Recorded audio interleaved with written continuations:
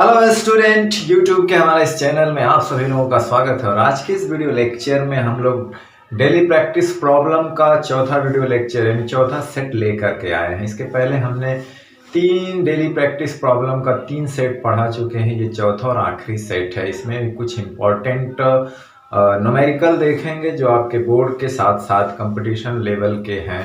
ठीक है, जो बोर्ड की तैयारी करना चाहते हैं बोर्ड का कर सकते हैं, जो एयरफोर्स की तैयारी करना चाहते हैं, नेवी की तैयारी करना चाहते हैं, नीट का, जी मेंस का, किसी भी कंपटीशन की तैयारी करना चाहते हैं, सब आपको यहाँ पर मिल जाएगा। ठीक है ना। तो चलिए शुरू करते हैं। जैसा कि ब्लैक बोर्ड पर आपको 2 सवाल दिख रहे हैं। पहला है कि निम्न में से कौन विद्युत प्रतिरोध के बीमी सूत्र को प्रदर्शित करता है। ठीक है ना। यानी कि विद्युत प्रतिरोध को प्रदर्शित करता है तो इसका मतलब उससे विद्युत प्रतिरोध का रिलेशन होगा। तो आप चारों ऑप्शन में ध्यान से देखिए तो म्यू नॉट एप्सिलॉन नॉट है। याद रखिए म्यू नॉट जो होता है वो निर्वात की चुंबकशीलता है और एप्सिलॉन नॉट है निर्वात की विद्युतशीलता है। इसका मतलब चुंबकशीलता और विद्युतशीलता से प्रतिरोध का कोई रिलेशन होगा। तो हम इसको निकालने के लिए हम क्या करेंगे कि जो विभिन्न भौतिक राशियों में विभिन्न विधि से हम रिलेशन स्थापित करते हैं बिल्कुल उसी तरीके से हम इसको करेंगे। उस तरह से या तो आप चेक करना चाहते हैं तो सबकी बीमी सूत्र लिखिए अलग अलग, इसका लिखिए, इसका लिखिए, इसका लिखिए, फिर चेक करिए प्रतिरोध के बीमी सूत्र से। ठीक है ना। प्रतिरोध के बीमी सूत्र से चेक करेंगे कि कौन है इसमें, तो चारों का अलग अलग लिखना पड़ेगा।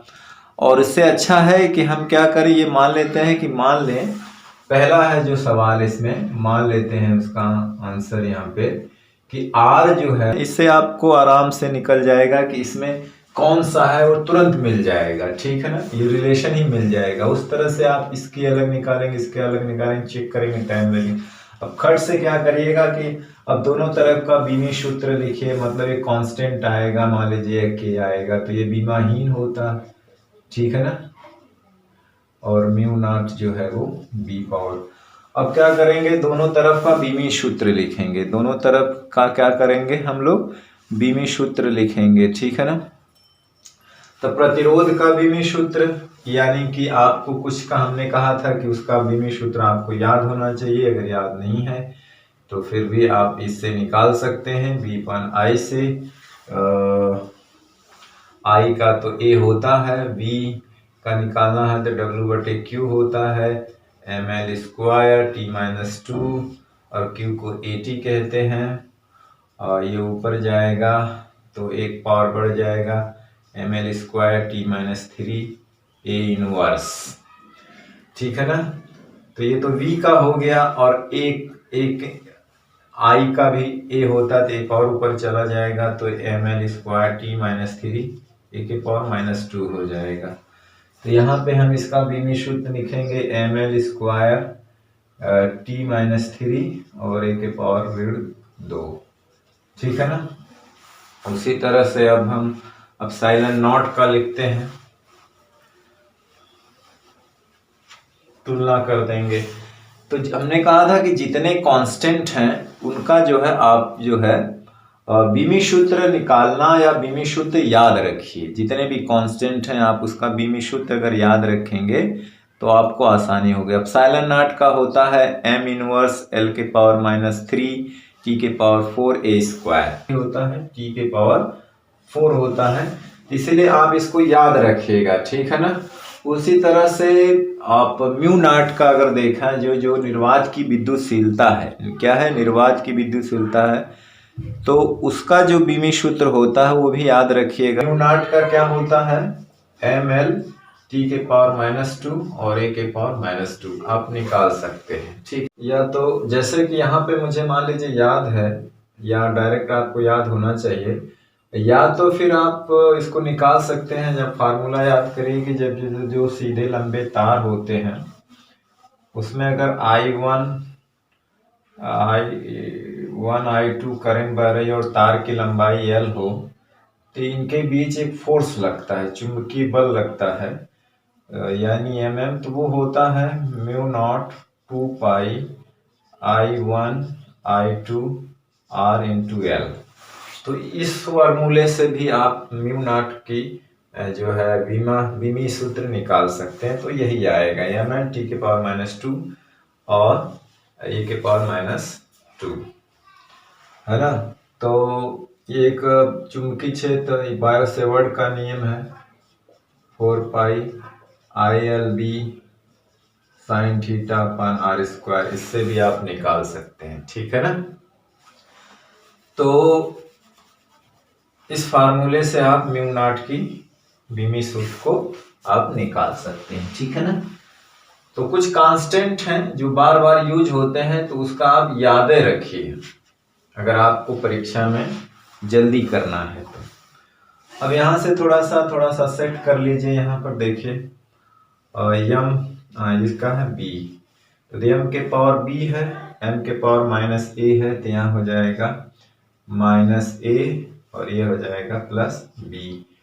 t l के पावर -3a है, तो यहाँ l के पावर +b है।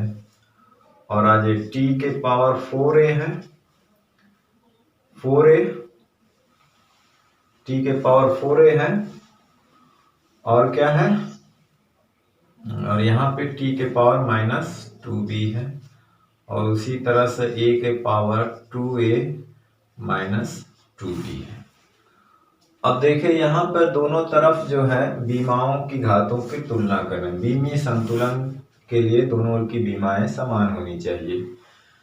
तो आप देख सकते हैं यहाँ पे अगर यम का पावर यहाँ पे क्या है, 1 है, ठीक है ना। तो देखिए यहाँ पर देखा जाए तो -a + b = क्या है, 1 है, ठीक है ना।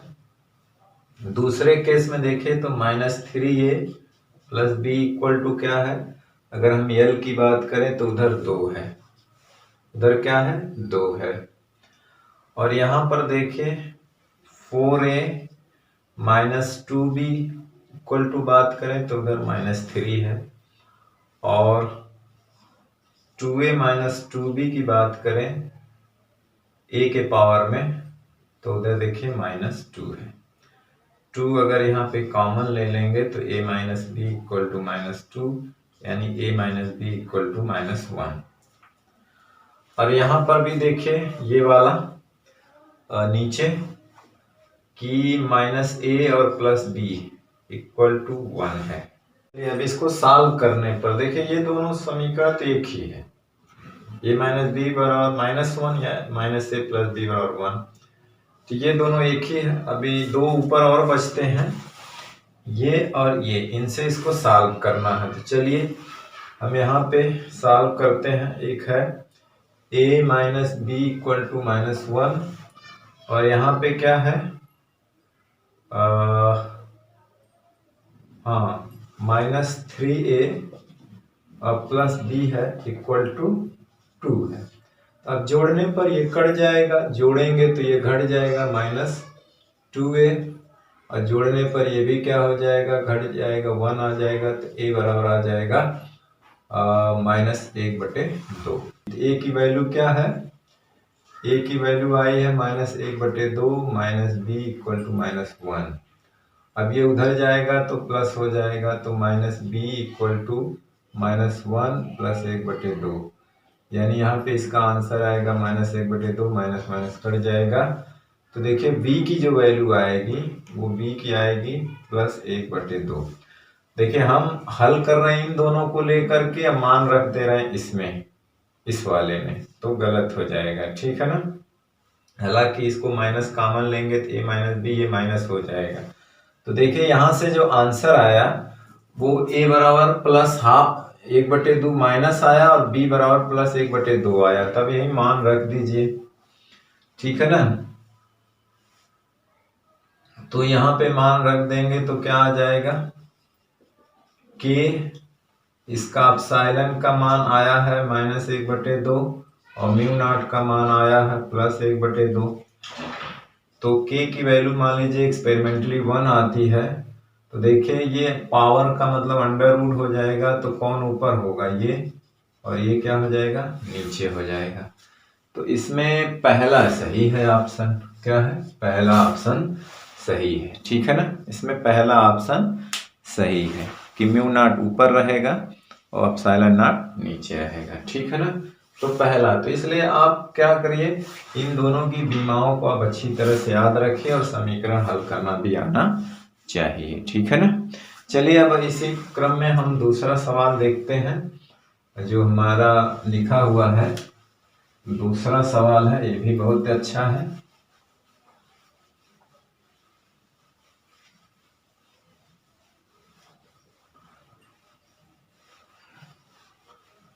दूसरा है कि एप्सिलॉन नॉट म्यू नॉट का बीमी सूत्र किसके बराबर होगा। तो देखिए इसको आप क्या कर सकते हैं, एप्सिलॉन नॉट है म्यू नॉट, आप क्या करिए कि इसमें एप्सिलॉन नॉट से ऊपर नीचे गुणा कर दीजिए, तो ये हो जाएगा एप्सिलॉन नॉट स्क्वायर, ये म्यू नॉट होगा, एप्सिलॉन नॉट हो जाएगा। अब ये तो बाहर हो जाएगा एप्सिलॉन नॉट। अब जानते हैं कि 1 म्यू नॉट एप्सिलॉन नॉट किसके बराबर होता है, सी वेलोसिटी, सी लाइट की स्पीड का, ऐसा आ चुका है, ठीक है ना। यहाँ हो जाएगा एप्सिलॉन इनटू सी। देखिए एप्सिलॉन नॉट का फिर भी हमें सूत्र की आवश्यकता पड़ी, फिर हमें निकालना पड़ेगा, तो वहाँ पे हम जो है निकालने के लिए निकाल सकते हैं, हम यहाँ पे इसको देख लेते हैं, है ना। इसलिए कह रहे हैं याद कर, निकालने के लिए आप इस वाले फार्मूले से निकाल सकते हैं 1/4 pi epsilon not Q1 Q2 upon R square से। तो इसको हम जो है देखते हैं कि इसका क्या, और सी का तो आपको पता है क्या होता है। तो एप्सिलॉन नॉट का जो बीमी सूत्र होता है, ये याद रखें, n इनवर्स L के पावर 3 T के पावर 4 और A स्क्वायर होता है, और इसका जानते हैं C का होता है LT-1, ठीक। तो आप देखिए इसको थोड़ा सॉल्व करिए, तो ये m इनवर्स रहेगा, L एक पावर कम हो जाएगा 2 और T का भी एक पावर कम हो जाएगा 3 A स्क्वायर। अब इसे मैच करा लीजिए, तो देखिए m इनवर्स ये क्या है, सवाल में A स्क्वायर है, एक पावर -3 है, ठीक है ना, +3 है। तो देखिए m इनवर्स यहाँ मिला, L के पावर -2 यहाँ मिला, A के पावर 3 मिला, A स्क्वायर मिला, ठीक है ना। तो इसलिए आंसर क्या है, D सही है। तो इसीलिए आप G का, एप्सिलॉन नॉट का, म्यू नॉट का और बोल्ट्जमैन कांस्टेंट का, KB का और जितने भी कांस्टेंट हैं, आप उसका जो है बीमी सूत्र याद रखिए, R का भी याद रख सकते हैं, ठीक है ना। क्योंकि आपको याद रहेगा तो आपको निकालना नहीं, बस पुट करना है कैलकुलेट करके तुरंत आंसर, ठीक है। तो चलिए 2 सवाल हमने देखा था। टाइम क्यों लग रहा है, टाइम इसलिए लग रहा है क्योंकि हमें इसको निकालना पड़ रहा है। तो आपको एग्जाम देना है तो आप उनकी बीमी सूत्र को याद रखिए कि इसका ये होता है। हाँ भाई देवी, अगर भूल गया तो वो फार्मूला याद रखिए, वो मात्रक याद रखिए, जिसे आप निकाल सकते हैं, ठीक है ना। चलिए तो अगला सवाल है, सवाल नंबर 3 है और इम्पोर्टेंट है कि आवर्तकाल निम्न में से किसके समानुपाती होगा, इनमें से, जहां पे G सार्वत्रिक गुरुत्वाकर्षण नियतांक, C प्रकाश की चाल और H प्लांक नियतांक। तो इसके लिए हम लोग वही करेंगे कि आवर्तकाल को प्रोपोर्शनल बना लेंगे, किसके समानुपाती है, तो मान लेते हैं कि आवर्तकाल जो होता है वो G की घात A और C की घात B और H की घात C पर निर्भर करता है। तो दोनों तरफ इसका बीमी सूत्र लिखेंगे, ठीक है ना। यहाँ पे एक कांस्टेंट आएगा, तो हमें तो निकालना आंसर से मतलब कांस्टेंट बीमाहीन होता है, तो हम उसको हटा देते हैं, और L0 T के पावर 1। और यहाँ पे देखिए G का जो निकालना है, तो G जो होता है F से G M1 M2 R square से अगर G का बीमी सूत्र देखें तो F और R का बीमी सूत्र MLT-2 और यहाँ पे L स्क्वायर और यहाँ पे होगा M स्क्वायर, एक M कट जाएगा तो हो जाएगा क्या, M के इनवर्स L का 3 और T का -2, सही है। उसी तरह से C का तो जानते हैं ये वेलोसिटी है, तो LT-1 होगा, और प्लान E बराबर h न्यू होता, पढ़ेंगे प्लांक क्वांटम सिद्धांत में जहाँ न्यू आवृत्ति होता है, तो एच का बीमी सूत्र आप निकाल सकते हैं। ऊर्जा का होता है ml²T-2 और इसका होता है T-इनवर्स आवृत्ति का। ये ऊपर जाएगा तो प्लस हो जाएगा, तो यहाँ से हो जाएगा ml² और T-1 ml²T-1 प्लांक नियतांक का। अगर आपको फार्मूला भी मालूम है तब भी आप निकाल सकते हैं, ठीक है ना। अब रख दीजिए। जी का देखिए क्या है, m इनवर्स है, L³ है T⁻² के पावर A और C LT-1 के पावर B और H नियतांक है ml²T-1 का पावर C। तो आप तुलना कर दीजिए दोनों तरफ। पहले एक में कर लीजिए। m का देखिए ये -a है, यहाँ पे m है ही नहीं है तो b हट नहीं रहेगा, m है यहाँ पे +c है। l का देखिए 3a है, यहाँ पे +b हो जाएगा और यहाँ पे घात +2c हो जाएगा। t का पावर देख लीजिए -2a है, यहाँ पे -b है, यहाँ पे -c है। अब दोनों और कंपेयर कर दीजिए घातों का, ठीक है ना।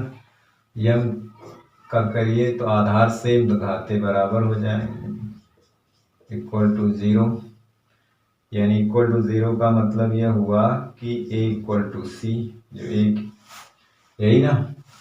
अब यहाँ से देखिए कि 3a + b + 2c ये भी =0 है, तो चूंकि a बराबर c है तो जहाँ c है वहाँ a भी रख सकते हैं, तो हो जाएगा, या हाँ a ही रख सकते हैं। तो 3a + b 2a = 0, यानी ये 5a + b = 0। और यहाँ पर आइए देखिए तो -2a - b - c = 1। -2a - b रहने ये c को हम a ही लिख सकते हैं, तो ये हो जाएगा -3a - b = 1। अब यहाँ पे इसको रखिए -3a - b = 1। अब जोड़ दीजिए तो ये कट जाएगा, जोड़ने पे ये 2a आ जाएगा, 2a बराबर 1 हो जाएगा, तो a बराबर क्या हो जाएगा +½ और यही c की वैल्यू भी हो जाएगी। c और a की वैल्यू +½ हो गई, ठीक है ना। अब हमें चाहिए किसकी वैल्यू, v की। तो v की वैल्यू आप यहां से निकाल सकते हैं, v की वैल्यू। तो देखिए -3a की वैल्यू ½ है, -b = 1, ये -b इधर आएगा तो प्लस हो जाएगा, +3/2 और यहाँ पे देख लीजिए 2 × 2 = 5, यानी कि b = बराबर होगा -5/2, -5/2। अब वैल्यू रख दीजिए यहाँ पे इसके ऊपर। तो देखिए t प्रोपोर्शनल किसके आ रहा है, देखिए g का a की वैल्यू क्या है, g के पावर ½ b के पावर -5/2 और h के पावर ½ तो क्या हो गया, ये दोनों तो हाफ मतलब अंडर रूट में ही रहेंगे, और ये भी देखिए -½ में है तो GH तो ऊपर रहेगा, लेकिन यहाँ -½ ये है, ये C नीचे हो जाएगा लेकिन पावर 5 रहेगा। तो देखिए किसके प्रोपोर्शनल हो, GH C के पावर 5, यानी ये आंसर सही है। देखिए किसी के पावर ½ होता है तो उसको अंडर रूट में लिख सकते हैं, तो ये पॉजिटिव है तो इसलिए ऊपर रहेगा, और ये माइनस, इसको आप ऐसे भी तो लिख सकते हैं -1/2 × 5, जो -½ है तो वो नीचे अंडर रूट में रहेगा और पावर 5 रहेगी, तो इसलिए ये वाला आंसर सही है, ठीक है ना। चलिए, तो ये सब प्रैक्टिस है, जितना अधिक प्रैक्टिस करेंगे, मैं बार बार कह रहा हूं कि कुछ चीजों की आप बीमी सूत्र आपको हमेशा दिमाग में याद रखना होगा, ठीक है। अगला सवाल है जो नंबर 4 है आपके ब्लैक बोर्ड पर, बहुत ही इंपॉर्टेंट है फॉर कॉम्पिटिटिव लेवल के लिए, कि एक उपग्रह यम द्रव्यमान वार त्रिज्या वाला एक उपग्रह है, और एक उपग्रह जिसका द्रव्यमान, ये लिख लीजिए कि जिसका द्रव्यमान, यानी एक उपग्रह यम द्रव्यमान व r त्रिज्या, हाँ एक उपग्रह है जो यम द्रव्यमान व आर त्रिज्या वाले ग्रह के चारों ओर स्मॉल आर त्रिज्या के वृत्तीय पथ पर घूम रहा है। दिखाइए कि उपग्रह का आवर्तकाल ये होगा, जहाँ की विमाहीन नियतांक है, जी गुरुत्वीय त्वरण है। ठीक है ना। तो इसमें देखिए इसमें यम है, आर है, स्मॉल आर है और स्मॉल जी है, 4 क्वांटिटी है। ठीक है ना। तो 4 आवर्तकाल का 4 क्वांटिटी में हमें रिलेशन दिखाना है, जबकि ये लिमिट है, बीमी विधि से लिमिट है। लेकिन हम कुछ एक ट्रिक लगाएंगे, कुछ उसमें ऐड करेंगे। हम यहाँ मान लेते हैं सॉल्व करने के लिए कि प्रोपोर्शनल है। ये मान लेते हैं कि ये जो है यम के पावर, हालांकि सूत्र में यम नहीं है, देखिए सूत्र में 3 ही राशि है। ठीक है ना। तभी आप रिलेशन बना पाएंगे, चौथी राशि का नहीं बना पाएंगे। तो इसमें कुछ ट्रिक अलग से ऐड करना पड़ेगा, क्योंकि जो बीमी विश्लेषण की सीमाएं हैं वो हमको अलाउ नहीं करती। ठीक है ना। मान लेते हैं आर के पावर बी है, ठीक, स्मॉल आर के पावर सी और वृत्तीय त्वरण के पावर डी पर ये डिपेंड करता है। और ये कांस्टेंट आ गया बिया ही, एम के पावर ए, आर के पावर बी, स्मॉल आर के पावर सी, जी के पावर डी। देखिए 4 राशि का तो निकलेगा नहीं, लेकिन इसमें हम कुछ मॉडिफिकेशन करेंगे। ठीक है ना।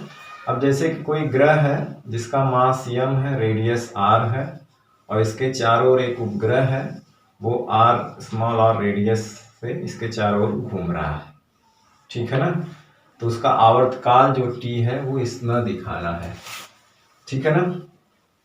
तो चलिए दोनों की बीमाएं लिखिए। के तो बीमाहीन है, उसको बाद में लिखे। यम का यमे होता है, ये हो गया। आर का यल होता है, बी है, और इसका भी यल होता है, सी है। जी का होता है LT-2 डी। इसको एक में लिखेंगे तो देखिए यम के पावर ए, एल का पावर बी प्लस सी हो जाएगा, और B plus C plus D, क्योंकि यहाँ भी यल है। और टी में देखें यहाँ पे तो टी है नहीं, केवल -2d। ठीक है ना। और यहाँ पे हम कंपेयर कर लेंगे।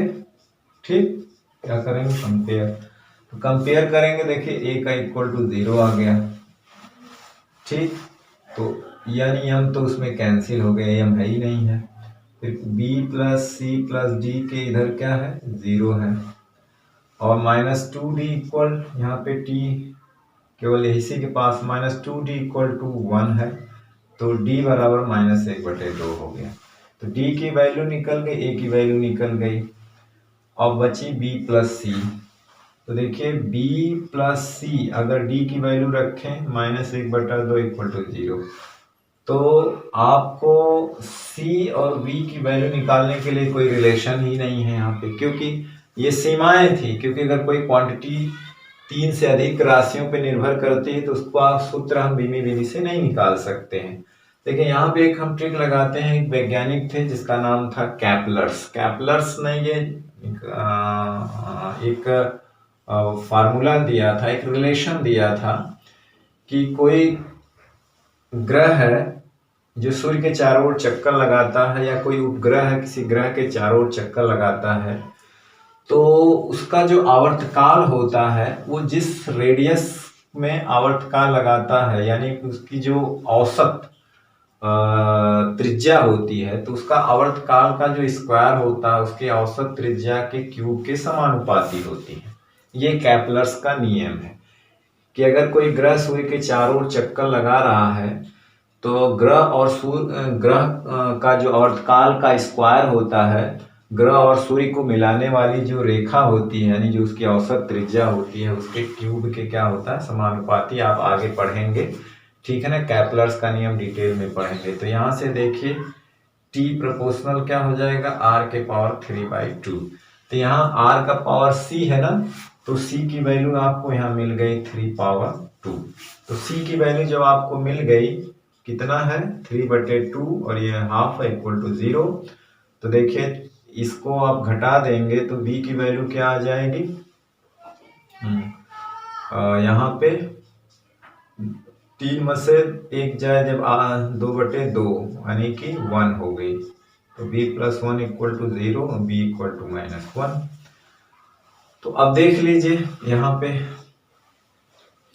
k तो रहेगा ही, t बराबर k है, m तो किसी का पावर 0 है तो 1 हो गया, r का पावर b, तो b क्या है माइनस, यानी r ये माइनस हो गया।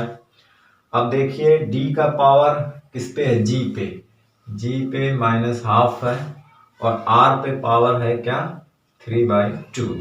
अब यहाँ पे देखिए ये k/r हो जाएगा, g पे देखिए हाफ पावर है तो अंडर रूट में आएगा लेकिन नीचे आएगा, ठीक है ना। ये देखिए 1/2 है, पॉजिटिव है तो r यहाँ पे हो जाएगा लेकिन पावर 3। जैसे √r³ है तो इसका मतलब क्या हो गया r 3/2, हाफ अंडर रूट में चला गया और ये 3 इस पे रहेगा।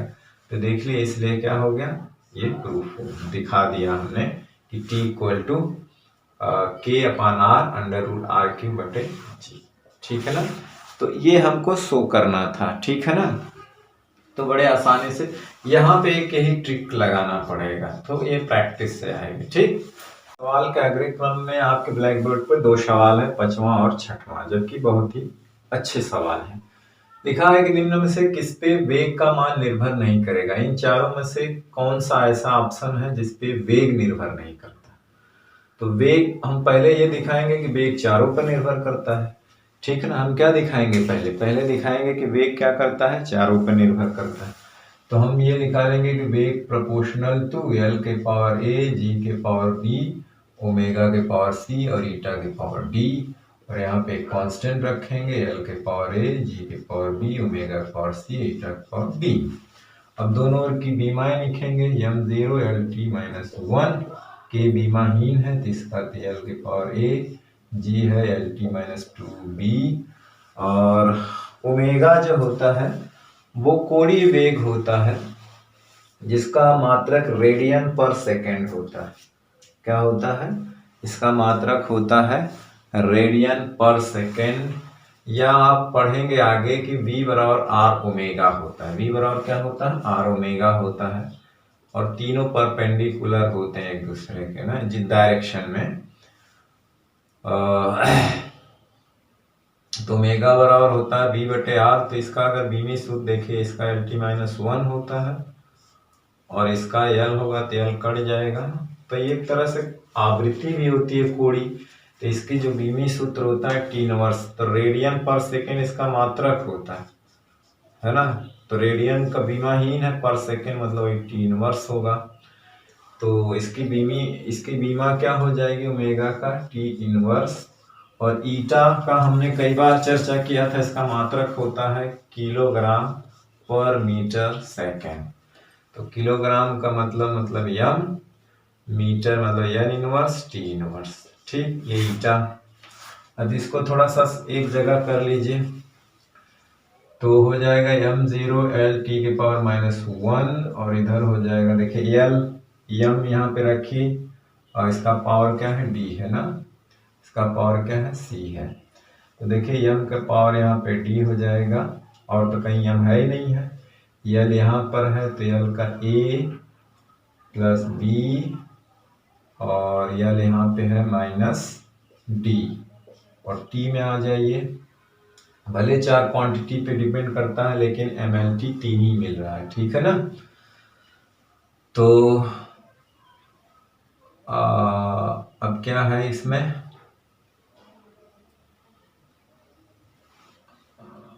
T बचा, तो देखिए यहाँ पे T जो है यहाँ तो है नहीं, यहाँ पे -2B हो जाएगा, -C हो जाएगा और -D हो जाएगा।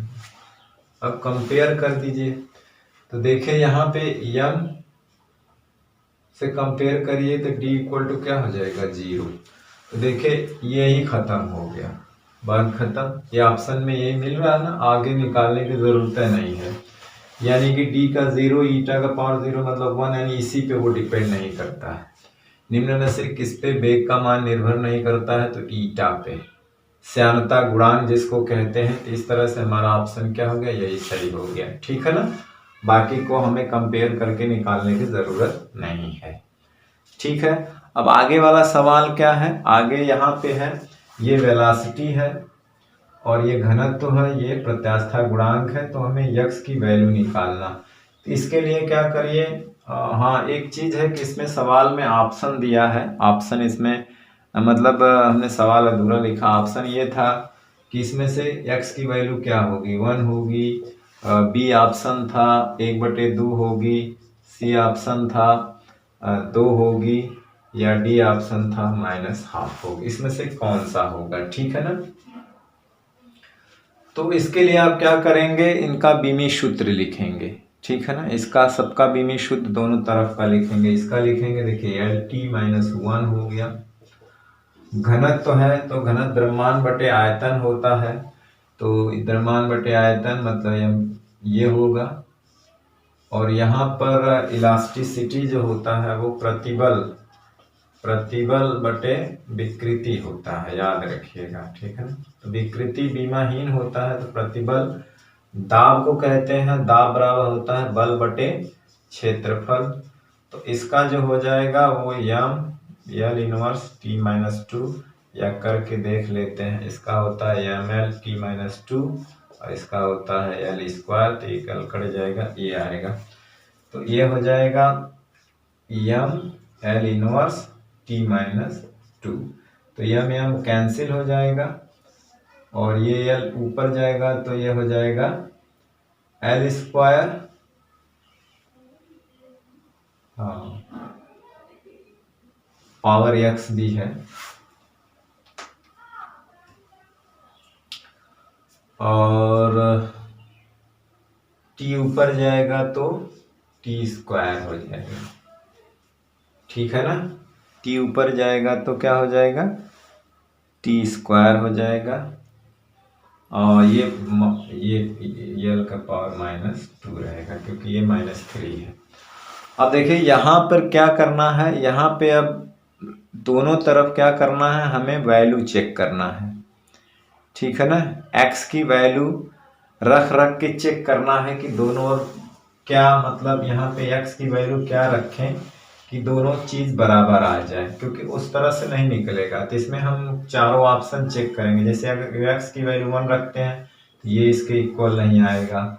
अगर हाफ रख के देखते हैं यहाँ पे, तो L के पावर -2 है, हाफ रखेंगे तो देखिए ये 2 कट जाएगा, ये भी 2 कट जाएगा, L−T आएगा, तब भी मैच नहीं कर रहा। 2 रख के देखेंगे तो ये 2 दूनी 4, 4 हो जाएगा, तब भी नहीं आएगा। तो आप -½ करके अगर देखते हैं तो देखिए, जब -½ करके रख के देखेंगे मान, तो क्या मिलेगा यहाँ पे, L−2 गुणे -1/2 और t के पावर 2 -1/2। तो देखिए यहाँ पर ये L-T-−1, देखिए दोनों साइड बराबर हुई, कब, जब हमने x की वैल्यू -1/2 रखी, तो इसलिए डी ऑप्शन सही है। डी ऑप्शन क्या है, सही है, ठीक है ना। चलिए, तो आपके ब्लैक बोर्ड पे एक 7वां सवाल है। इसमें जांच करना है कौन सा विकल्प सही है, यानी कि कौन L के इक्वल होगा, ठीक है ना। कौन किसका जो है बीमी सूत्र L के बीमी सूत्र के बराबर होगा, ये जांच करना है, ठीक है ना। तो ये 4 ऑप्शन, और एक चीज है कि यहाँ पे जो Q है, यहाँ पे Q क्या है, वो आवेश है, और के ये क्या है, बोल्ट्जमैन नियतांक है, बोल्ट्जमैन नियतांक। ये ताप है, साइलेंट परमिटिविटी यानी विद्युतशीलता है निर्वात की। N है नंबर पर यूनिट वॉल्यूम है, ये क्या है, पर यूनिट वॉल्यूम है, नंबर है, कोई नंबर है एकांक आयतन में, या मॉलिक्यूल का number of molecule per unit volume, ठीक है ना। ये नंबर है, ठीक है ना, पर यूनिट वॉल्यूम, ठीक है। यानी मान लीजिए N है, ये है, सॉरी ये ऐसे, ठीक है ना। तो आप इसको चेक कर सकते हैं, बारी बारी से चेक कर सकते हैं किसका बीमी सूत्र जो है सॉल्व करने पर L के बीमी सूत्र के बराबर आएगा। तो आप चेक कर सकते हैं, यहां से चेक करिए। हाँ, और एक चीज आप देख रहे हैं कि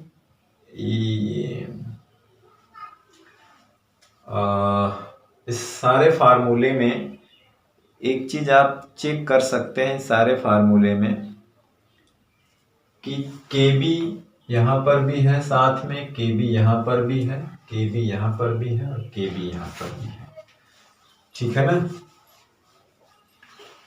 KB तो जानते हैं, गैस समीकरण से हमें पता है कि PB बराबर होता है KT, NKT होता है, PB बराबर KT, ये बोल्ट्जमैन नियतांक होता है।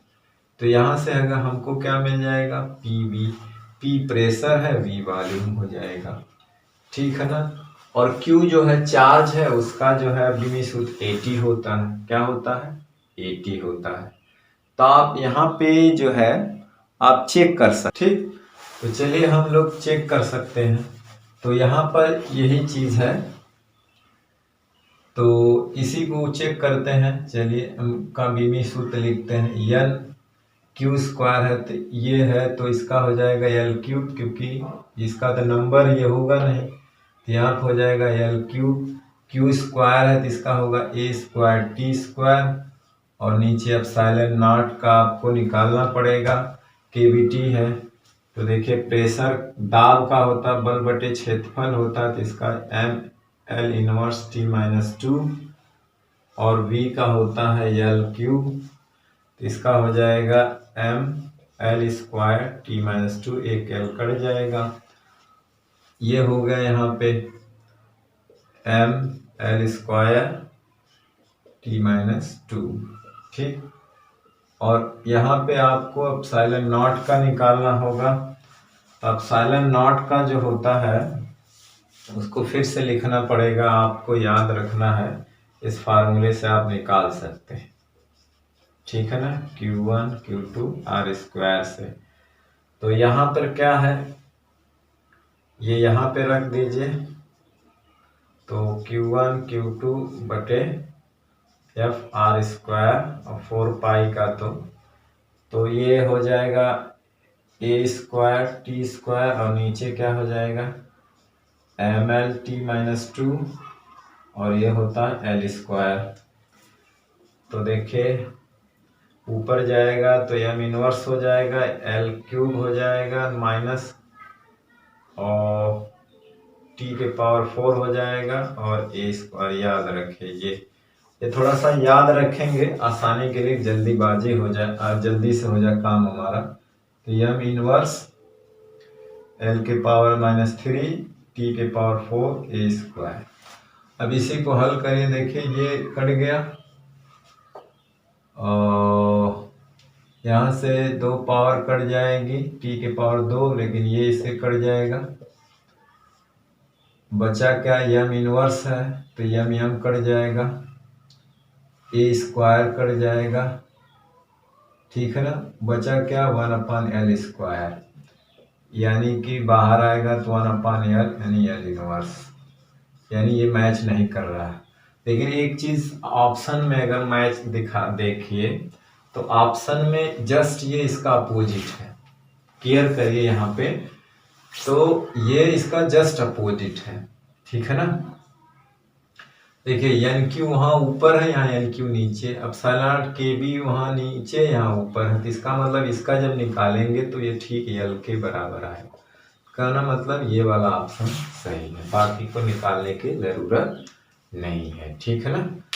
बाकी के ऑप्शन को निकालने की जरूरत नहीं है, बाकी एक ट्रू नहीं है, बल्कि क्या है, यहीं से आपका आंसर मिल गया, ठीक। आपके ब्लैक बोर्ड पे आखिरी और 8वां सवाल है, क्या है कि H, C और G का प्रयोग, प्लांक नियतांक, स्पीड ऑफ लाइट, सार्वत्रिक गुरुत्वाकर्षण नियतांक का प्रयोग लंबाई और द्रव्यमान के मात्रक बनाने के लिए प्रयोग किया जाता है। तो कौन कौन से विकल्प इसमें सही हो सकते हैं, द्रव्यमान और लंबाई, क्या ये दोनों सही हो सकता है कि लंबाई √h के प्रोपोर्शनल हो सकती है, या लंबाई √g के प्रोपोर्शनल हो सकती है, या द्रव्यमान √g या द्रव्यमान √c के प्रोपोर्शनल हो सकता है, ठीक है ना।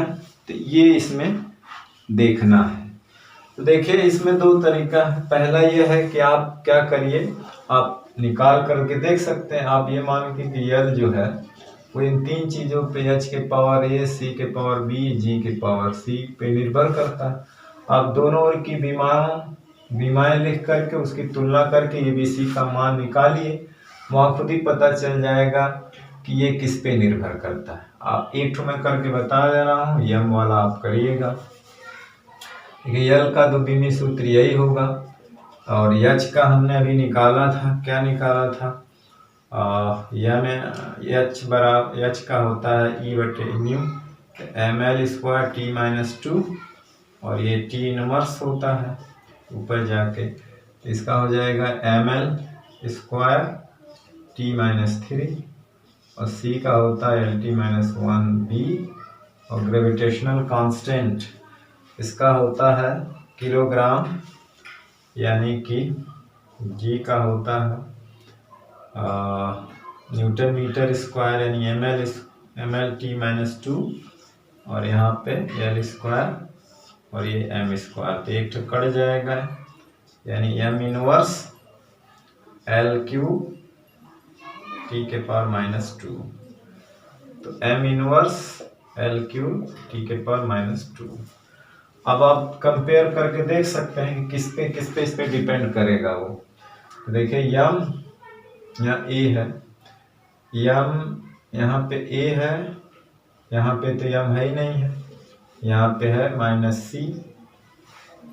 सी, यल पे देखिए तो 2a है और प्लस यहाँ पे b है, ठीक है ना, जो गुणा करेंगे घातें जुड़ जाती हैं, और यहाँ पे प्लस 3c है। टी पे देखें तो माइनस 3a वहाँ पे, और यहाँ पे माइनस b है, ये माइनस 2c है। अब कंपेयर कर लीजिए, यहाँ पे m का 0, l का 1, t का 0, तो देखिए a minus C equal to क्या हो गया, 0 है, a बराबर c। अब देखें यहाँ पे 2a plus b plus 3c, अगर हम l की बात करें तो ये 1 है, उसी तरह से minus 3a minus b minus 2c इसकी बात करें तो 0 है, और a बराबर c है, तो यहाँ पे हम क्या लिख सकते हैं, माइनस 3a माइनस b, और ये माइनस 2a लिख सकते हैं इक्वल टू 0, यानी minus 5a minus b equal to 0। और वही काम यहाँ भी हम करेंगे, तो 3 2 5 है प्लस b इक्वल टू 1, तो यहाँ से अगर हम सॉल्व करें तो 5a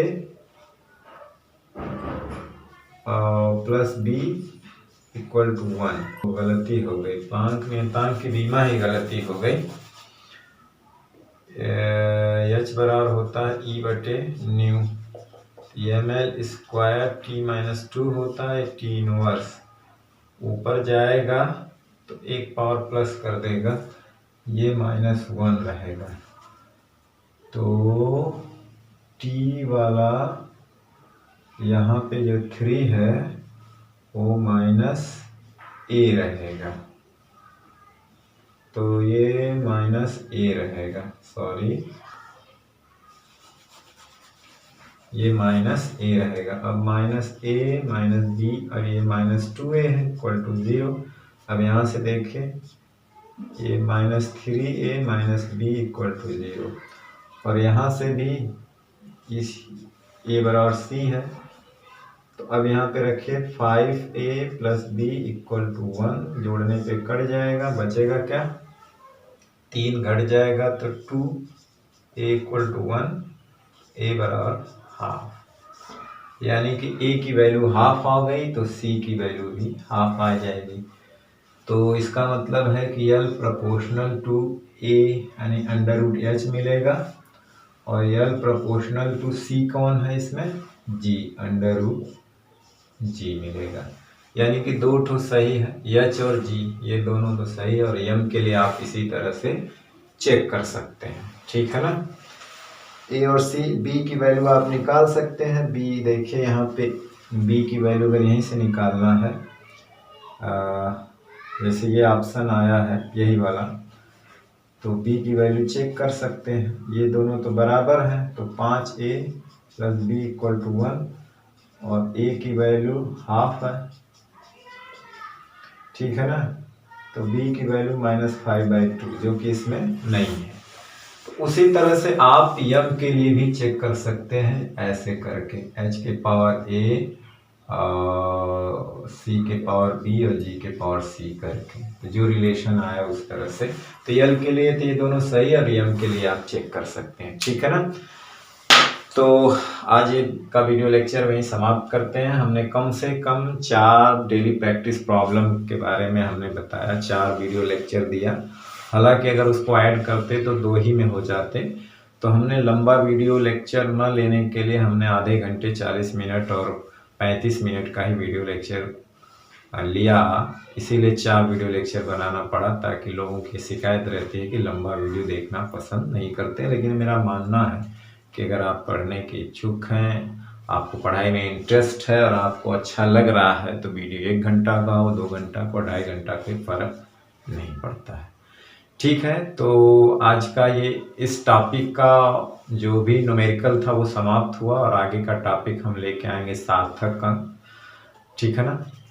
अगला हमारा जो टॉपिक होगा वो सिग्निफिकेंट फिगर यानी सार्थक अंक होगा, जो कि एक ही वीडियो या 2 वीडियो लेक्चर में न्यूमेरिकल सही समाप्त हो जाएगा, ठीक है। चलिए, तो पढ़ाई करते रहें, पढ़ते रहें। All the very best, thank you very much.